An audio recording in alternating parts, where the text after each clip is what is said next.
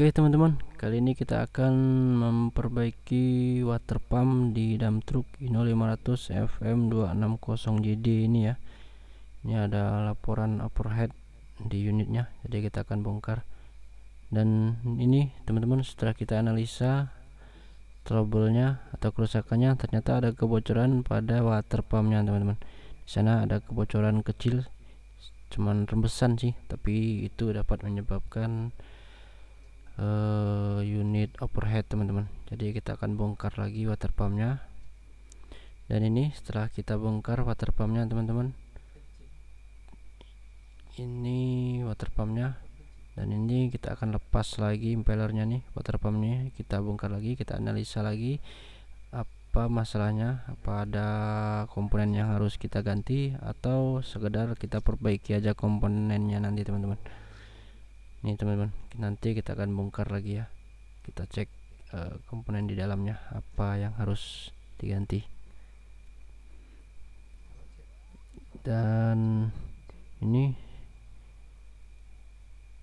komponennya tadi, ini setelah kita bongkar begini teman-teman, ini sudah bersih ya, karena sudah kita bersihkan tadi. Sebelum dibersihkan emang kotor di sini, kayak bekarat gitu ya. Setelah kita bersihkan, dan begini hasilnya. Dan selanjutnya kita akan melepaskan impeller water pumpnya. Dan untuk penyebab kerusakannya nanti kita akan jelaskan di akhir video ini teman-teman ya. Jadi jangan di skip nontonnya biar tidak salah paham teman-teman. Oke. Dan setelah kita lepas impellernya, jadi kondisi sealnya seperti ini teman-teman. Ini sealnya pecah-pecah begini ya, jadi wajar saja kalau bocor. Jadi masalahnya hanya di seal ini, kita harus ganti baru seal ini teman-teman, pecah. Dan ini seal yang baru teman-teman, ini nomor partnya ya. Ya, ini masangnya begini teman-teman, tidak boleh kebalik ya. Ya begini. Setelah ini lalu impellernya kita pasang. Ya, bentar.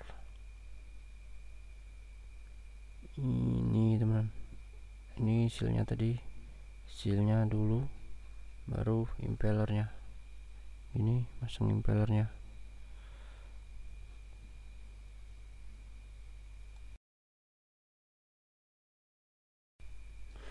Dan ini setelah kita selesai memasang sealnya teman, ini sealnya sudah kita pasang di sini. Dan selanjutnya kita tinggal memasang impellernya. Ini kipas, tinggal pasang nih ya, begini teman-teman, tinggal tekan saja ya. Merakit water pump sudah selesai, dan ini kita sudah setengah jalan tadi bekerja memasang ini, tapi lupa untuk merekamnya teman-teman. Jadi kita akan lepas lagi. Ini cukup keras ini ya, keras ya. Nanti tunggu bentar ya. Ya teman-teman, begini itu water pumpnya sudah kita pasang. Dan ini untuk V-bel kipasnya atau pump bel kipasnya. Jadi begini, ini ada 4 baut pengikatnya di sini, dipaskan saja ini lubang bautnya. Lalu ini kipasnya teman-teman, kipasnya di sana ya, tinggal pasang saja, pasin lubangnya nih, tinggal tekan aja nih masangnya. Tapi waktu melepasnya tadi cukup keras ini, karena mungkin belum pernah dilepas atau karena masih baru ya. Jadi kita coba gini masangnya teman-teman ya. Ini tinggal tekan saja ini. Jangan lupa untuk ngepasi lubang baut pengikatnya teman-teman, karena kalau sudah terpasang itu sangat keras untuk diputar, bahkan tidak bisa ya. Jadi pasi lubang ini. Dan ini hanya untuk contoh, dan selanjutnya kita akan memasang yang sesungguhnya. Di mana nih letak kameranya?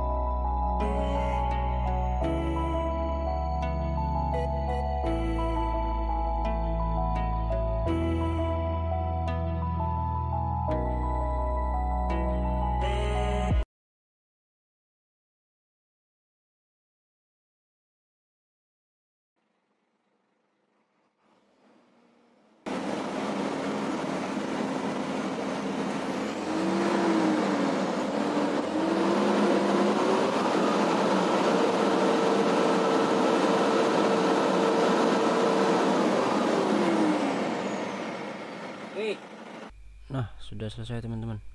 Semoga kedepannya tidak ada kendala lagi ya. Jadi indikator air radiator atau air coolant itu menyala, yang menunjukkan mesin overhead teman-teman. Dan setelah dianalisa awal, ternyata air radiatornya yang kurang dan diisi lagi dengan air coolant atau air cairan radiator. Kelang beberapa hari, nggak nyampe sehari, itu air radiator mengalami kurang lagi dan indikator mulai menyala lagi. Dan setelah dianalisa ternyata ada kebocoran pada water pumpnya ini tadi teman-teman. Dan masalahnya tadi ada di seal water pumpnya ya teman-teman. Dan untuk penyebab kerusakan pada seal water pump itu bisa jadi karena umur dari komponen tersebut teman-teman. Karena sebuah komponen itu tentu memiliki umur tertentu teman-teman ya. Jadi bisa jadi karena memang sudah waktunya ganti itu teman-teman, jadi harus diganti gitu ya. Lalu disarankan untuk selalu menggunakan cairan radiator atau air coolant, bukan air biasa teman-teman ya.